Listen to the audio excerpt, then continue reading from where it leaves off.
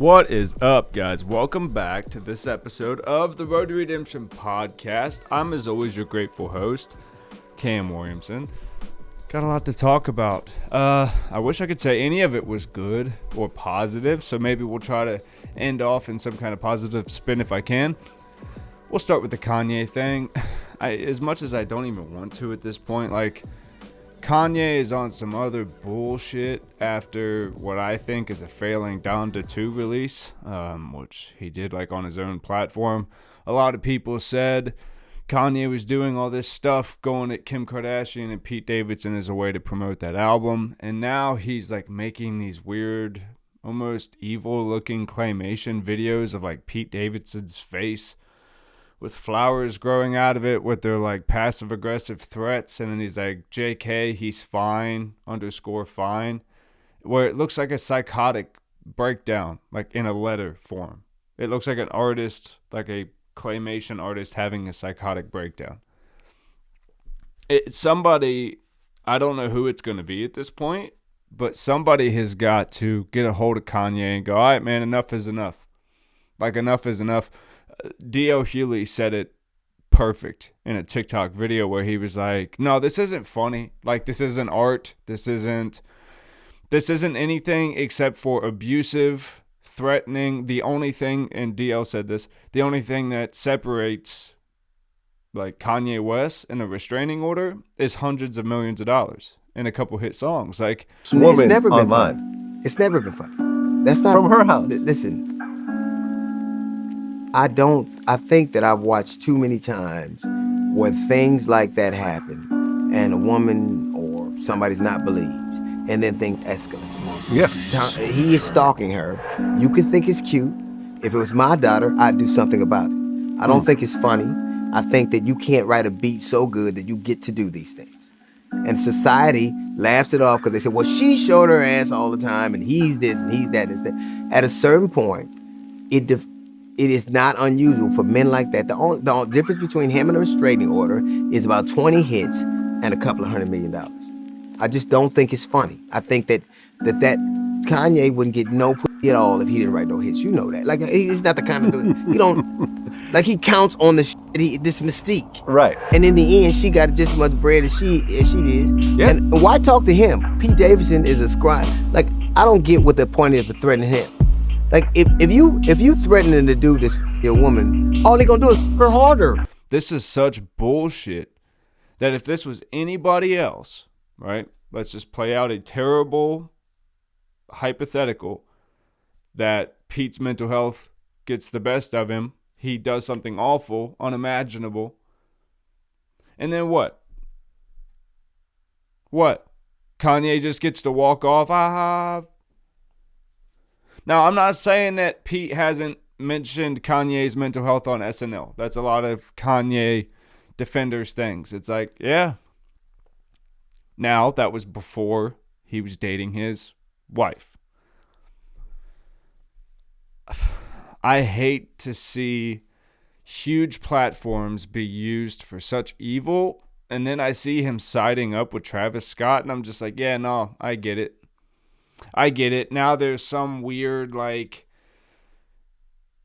fucked up celebrity versus the Kardashians/Jenners or something. I don't know what's going on. I don't really know what's going on, but it's fucking weirding me out. And that's why you guys might be able to tell, I'm a little hesitant to even make videos right now. It's just, there's nothing good to talk about. There's literally nothing that I can say about any of the topics that I'm going to cover today that is going to help anybody. And that's the thing. I spend so much time in my day looking on YouTube, looking at different articles, at trying to find credible sources, and I listen to people that I think can keep a pretty, unbiased opinion on things, and I really try my best to hammer down what's the truth and what's bullshit, to the point where I'm probably considered a skeptic on most things to most people in my life. I cut off bullshit at even the quickest sight of it, right? to the point now where everything going on in the world with the Russia-Ukraine stuff, and we'll move on from Kanye because it's just fucking irritating, honestly. Like, he just needs to grow the fuck up. Dude, your kids are watching you do this stuff. Fucking grow up. Let's talk about Russia-Ukraine. Russia-Ukraine, this new video comes out this morning. CBS News was live, and this guy was going, yep, I'm here from the city. He was signing off. Literally, camera hadn't even turned off yet. And all of a sudden, this flash. He goes like, back to you, Irene, or whatever. Couple seconds. Flash. He's going, what the hell is that? Staying perfectly in frame. What the hell is that? I don't know. It sounded like a boom or something. And then, boom!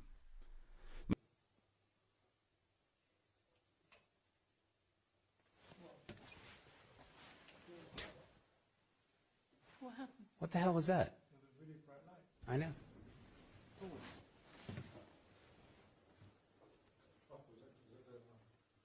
I don't know. It's almost like lightning. Because it's a big flash, and then...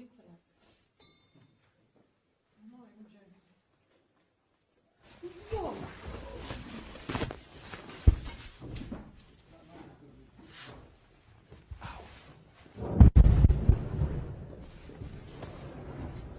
Here. Now, the one thing I noticed is from the time the light flashed to the time you heard the boom, it was about 6 seconds. Okay, I don't know what that means. Some of my science math people help me out. I used to be a field artillery meteorologist in the National Guard for Ohio, so I should know some kind of shooting an azimuth coordinates of some sort, but I'm not very good at that type of shit. Never was. That's why I literally went through the training of it. They were like, hey, this shit's not a thing in the Army anymore. I was like, bet. Fuck the National Guard entirely. I'm going to go in the reserves altogether and become an MP. Just fun fact about my history. I was literally in the National Guard for 4 months. However long it took me to go through basic and AIT. Got out, done. Anyway. So this video is going viral. They're saying, is this the first nuclear war attack? No, it's not.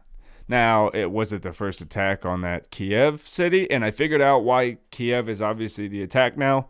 It's where the government is for the Ukraine. So that makes total sense. That is why the Ukrainian president is down there. Him and they're saying there's some pretty prominent figures. A lot of UFC fighters from the Ukraine are going back and fighting because it literally is lottie-dottie everybody, 18 to 40? They said, if you can fight, come help our asses. Like I said, Foreign Legion opened its, doors up and said, hey, anybody willing to help us out? We're taking all comers. And you're seeing a lot of social media people being like, hey, gotta go, guys. Be back soon. Blah, blah, blah, blah. Hey, if you're about that life, dog, document it while you're there. But I can tell you there's so many fake clips going around, and people already know that. They're I think it was CNN or Fox News, one of the two, used a clip of an old video game. Like a video game that we used to play back in the day. And it was, I think, of World War II, where they were dropping bombs on a city. And they used that footage as this is happening now in the Ukraine. It's the same thing I warned everyone about in the first episode that I started talking about this. They don't know what the fuck they're doing because they're not really that involved in it. Everyone wants to say, well, the Ukraine gave Biden a bunch of money and now he owes them back and now he's doing all this to fucking cover up money. Hey, guys, there's so many what-ifs, could-bes. Putin was a part of the KGB, an communist movement. Then he broke away from that because he never really believed in the communist idea, but now he's trying to do some pretty communist-like shit. It's like, yo, there's a lot of shit, right? There's a lot of stuff. What if we just chose to stand up for what's right, which is defend fucking Ukraine right now, right?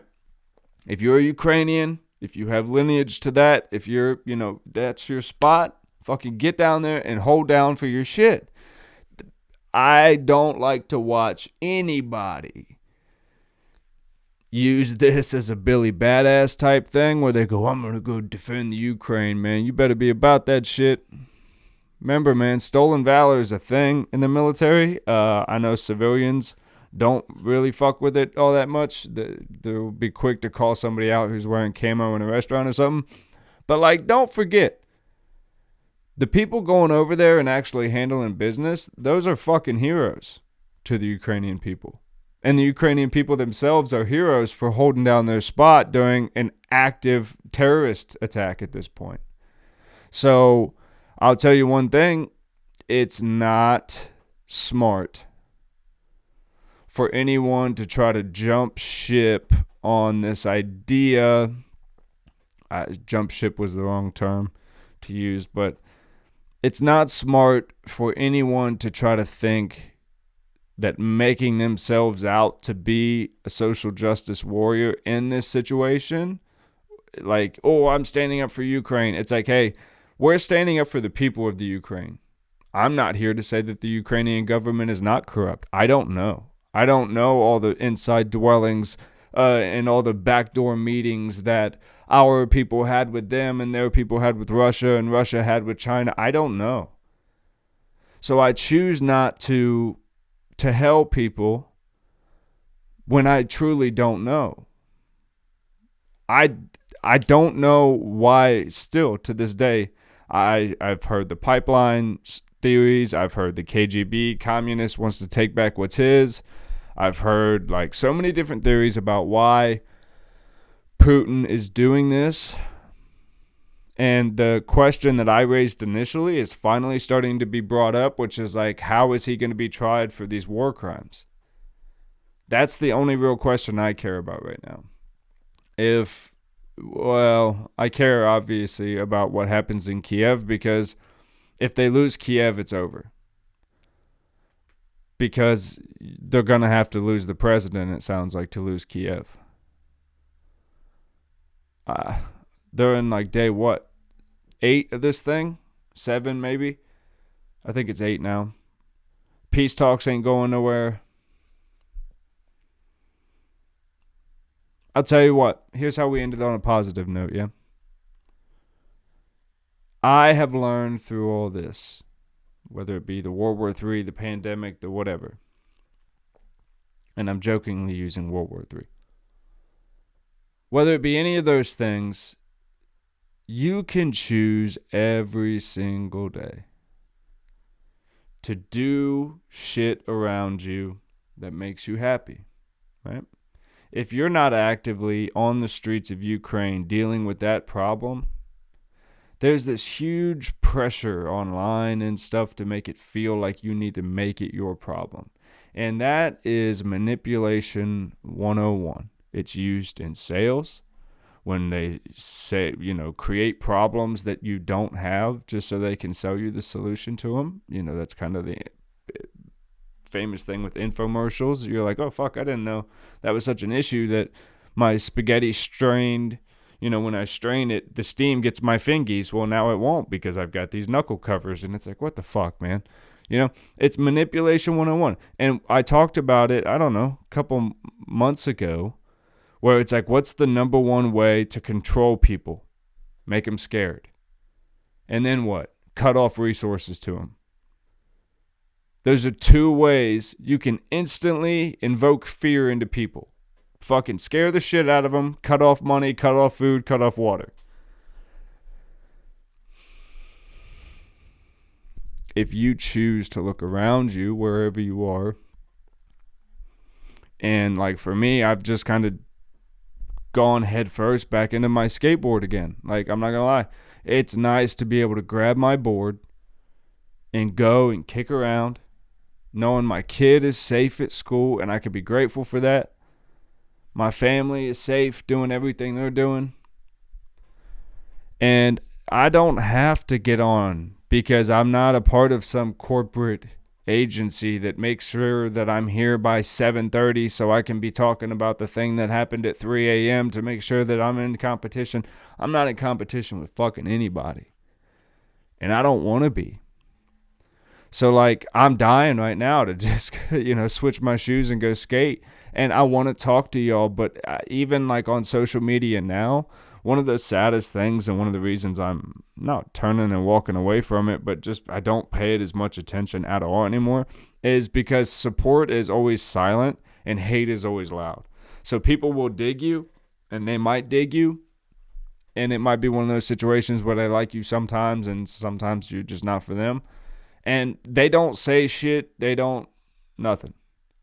And they're usually the smart, common sense people, and I can appreciate that, which is why I like having them around.